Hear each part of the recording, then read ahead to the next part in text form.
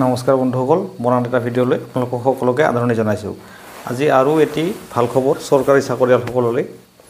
ইতিমধ্যে ভাৰতৰ যি মাননীয় মুখ্যমন্ত্ৰী আৰু সদৌ অসম কৰ্মচাৰী পৰিষদৰ মাজত 11/1/2025 তাৰিখে যি আলোচনা হৈছিল, তাৰে ফলপ্ৰসূ সমাধান হিচাপে এখন চিঠি ইতিমধ্যে ৰাজহুৱা হৈছে আৰু সেই চিঠিখনৰ কথা আজি আপোনালোকক ক'বলৈ ওলাইছোঁ। এই চিঠিখন হৈছে এষ্টাব্লিছমেণ্ট বি ফাইনেন্স ডিপাৰ্টমেণ্টৰ পৰা ওলাইছে আৰু চিঠিখন চহী কৰা দেখা গৈছে ইছফাকুৰ Syed Rahman, secretary to the government of Assam finance establishment B department. ইয়াতে কি সিদ্ধান্ত বা কি ভাল খবৰ হ'ব পাৰে সেই বিষয়ে আপোনালোকক ক'বলৈ ওলাইছোঁ।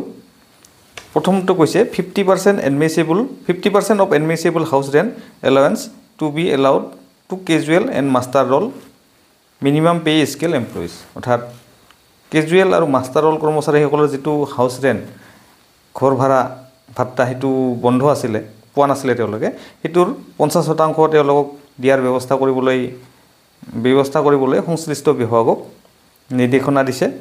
2 নম্বৰতে আছে যে সকলো ডিপাৰ্টমেণ্টতে প্ৰতিজন কৰ্মচাৰী যাতে 2টাকৈ প্ৰমোশ্যন এটলিষ্ট পায়, তাৰে ব্যৱস্থা কৰিবলৈ নিৰ্দেশনা দিয়া হৈছে।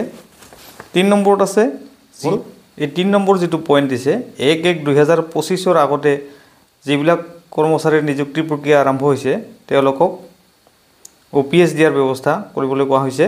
তো লক্ষণীয় বিষয়, প্ৰিণ্টিং মিষ্টেক হৈছে নে কি হৈছে, আচলতে 1/1/2005 হ'ব লাগিছিলে নেকি, কাৰণ 1/1/2025 তো সকলো কৰ্মচাৰীয়ে 1/1/2025 আগতে নিযুক্তি হৈছে, কিন্তু চাব লাগিব। নেক্সট 4 নম্বৰ পইণ্ট আছে JE আৰু AE সকলৰ প্ৰমোশ্যনৰ ব্যৱস্থা কৰাৰ কাৰণে ব্যৱস্থা কৰিবলৈ কোৱা হৈছে।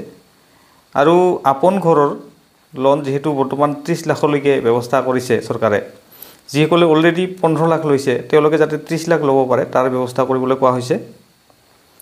Creation of post off head assistant, অৰ্থাৎ মুখ্য সহায়কৰ পদ সকলো জিলাৰ অফিচত ব্যৱস্থা কৰিবলৈ কোৱা হৈছে। আৰু graduate scale to be given to those post whose requisite entry level qualification is graduation. অৰ্থাৎ যিবোৰ পষ্টৰ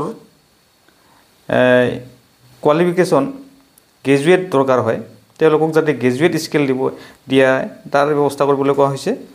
আৰু আৰ্জিত ছুটি শিক্ষকসকলৰ যিটো বহুদিনীয়া দাবী আছিলে 10 দিনৰ পৰা 30 দিন কৰিবলৈ ফাইনেন্স ডিপাৰ্টমেণ্টক নিৰ্দেশনা দিছে। গতিকে বন্ধুসকল, আজিৰ এই বাতৰিটো এইখিনিয়ে। ইয়াতে লক্ষ্য কৰিব লাগিব এই 3 নম্বৰ যিটো পইণ্ট আছে যে 1/1/2025 বুলি ইয়াতে উল্লেখ কৰিছে, সেইটো হ'লেতো ভালেই খবৰ, কাৰণ 1/1/2025 আগত যিমানবোৰ নিযুক্তি হৈছে বা নিযুক্তি প্ৰক্ৰিয়া আৰম্ভ হৈছে সকলোবিলাক OPSৰ ব্যৱস্থা কৰিবলৈ কোৱা হৈছে এই নিৰ্দেশনাটোত। খুব আচৰিত কথা, যদি হয় বহুতেই ভাল কথা। আজিৰ বাতৰি খবৰ এইখিনিয়ে, ধন্যবাদ।